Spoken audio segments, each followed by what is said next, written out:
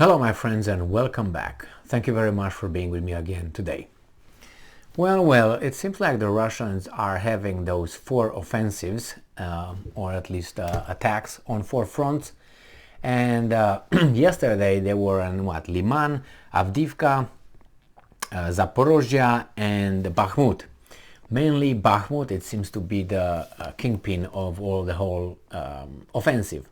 But let's see what the Ukrainians are reporting, because it's always good to look at what others say about you.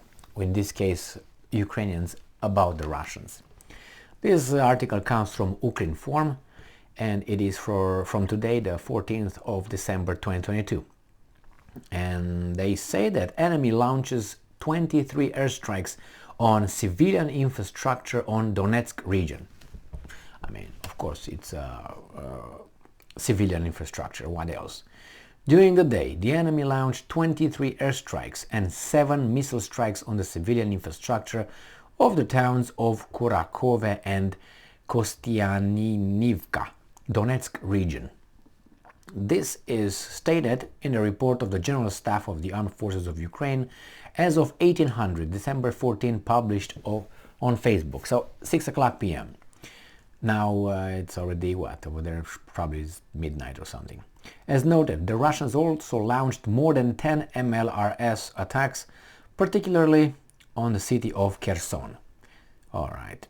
In addition, the enemy launched Iranian-made Shahid 136/131 combat drones from the direction of the eastern coast of the Sea of Azov to hit critical infrastructure facilities in Kiev region. All 13 enemy drones were shot down. I made this article earlier today, where I said that the Ukrainians are having right now 100% accuracy and success and efficiency, everything. So there's no way, there's no going back now. It means whatever, let's say, next time when the Russians are going to send, 100 drones and Ukrainians are going to hit 99, it's going to be not perfect like right now. So there's going to be a failure, I guess. The General Staff reports that the enemy focuses its efforts on conducting offensive operations in Bakhmut and Avdiivka and Liman directions, improving its tactical positions in Kupiansk and Liman directions. So now we have only Bakhmut and Avdiivka. From other articles that I read, it seems like in Bakhmut the Russians destroyed the city. This is from the Ukrainians. And from the other side is like they already surrounded it and they move forward. In Volyn and Policia directions, the situation has not changed significantly, and no signs of the formation of enemy offensive groups have been detected. In Siversky and Slobozansky directions, the enemy shelled the areas of the settlements of, and they give us 1, 2, 3, 4, 5, 6 in Sumy region, and then another 5 regions in settlements in Kharkiv region. The enemy launched a combat drone near Kindrativka in Sumy region. In Kupiansk direction, the positions of Ukrainian near Kislivka and Kotchipapipa-Buba, like 7 more, in Luhansk region were struck with tanks, mortars, tube and rocket artillery. Usually when they mention tanks, that is an offensive, but hey, we're gonna find out about this maybe in about a week when they will decide to inform us that yeah, actually they are conducting an offensive over there because tanks are involved. Now let's see, in Liman direction, the areas of Ploshachanka, Neveske and Chervonopopivka, Jesus Christ. In Luhansk region, Dibrova and another one in Donetsk region came under enemy fire. In Bakhmut direction, that's where the offensive supposedly goes, and in Avdiivka. In Bakhmut direction, the enemy shelled in particular the areas of Avdiivka, Bakhmut, like 5 more settlements, and New York in Donetsk region. The Russian launched an airstrike near Stupuchka.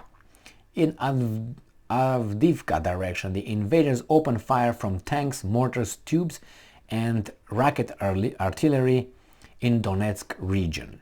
In Novopavlivka direction, the Ukrainian troops came under fire near Vuhledar and other 5 settlements in Donetsk region.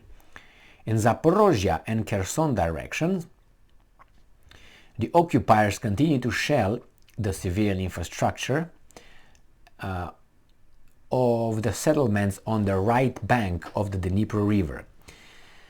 I read another article earlier today that the Russians want to create a gray zone between the area they occupy or they control and like a buffer zone, I'm guessing. The areas of 28 settlements were struck in particular, and they give us about 10 here in Zaporizhia region. So 28 settlements. That's a lot of them, I gotta tell you. And then it says here that a few in Zaporizhia and then in Kherson. During the day, the Ukrainian Air Forces launched 7 strikes on the enemy personnel, weapons and military equipment clusters, and 3 strikes on the positions of the occupiers' anti-aircraft missile systems. The missile and artillery troops of the Defense Forces of Ukraine hit 2 command posts and 8 enemy personnel clusters. So that seemed to be the developments for the 14th of December 2022. They said only 2 Russian offensive operations in Avdiivka and Bakhmut. I read other articles saying no, they are still going on in Zaporizhia and in Liman. But hey, this is from the Ukrainians. I want to cut them some slack and, let it be as it is. So I could not be, looking at guys they're going to overemphasize or maximize their success.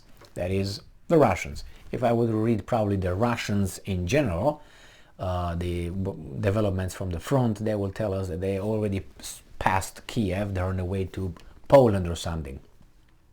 Therefore, I am generous and I read the Ukrainian side so they can obviously minimize the Russian achievements and maximize the Russian losses. The problem is, on the whole front, there is exchange of shelling. As you know, the Americans decided to pass some Patriot air defense systems to Russia, and Russia said, no problem, we're going to blow them up. All right, but as you know, the American air defense systems are not only fantastic, they are also invisible, since the Russians were incapable for so many months to destroy 1 HIMARS. So I'm assuming the same thing will be true for the Patriot systems. Good for them, if you believe it. Thank you very much for being with me again today. Stay strong, stay smart, look for the truth, and be just.